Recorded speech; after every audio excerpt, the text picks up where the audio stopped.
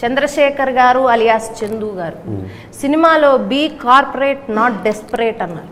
దాని వెనకాల ఉన్న మీ ఉద్దేశం ఏమిటి? అంటే అక్కడ కంపెనీలో కూడా పులిహోర కలపడం ఎందుకురా, మీలాంటి లెవెల్లో ఫ్రైడ్ రైస్ కలపాలని నేను అతన్ని ప్రోత్సహిస్తున్నాను. అంటే ఆయనను చూసి మీరు జలస్ అయ్యారా? లేదండి, ప్యూర్లీ ఒక బేసిక్గా అండి ఒక ఫుల్ లెంత్ ఫ్రెండ్ క్యారెక్టర్ ఎలా ఉంటాడంటే, వాడి పాపం ఒక ఠికానా అంటూ ఉండదు, వాడికి పేరెంట్స్ ఉంటారు, వాడికి లవ్ స్టోరీ ఉండదు, వాడి సినిమా జీవితం అంతా హీరో హీరోయిన్ ఎప్పుడు కలుసుకుంటారా, వాళ్ళకి ఎప్పుడు పెళ్లి చేద్దామనే ఎదవ తప్పన తప్పితే ఆడికో లైఫ్లో గోలు కానీ ఆడికో జీవితం కానీ ఏమాత్రం ఉండదండి.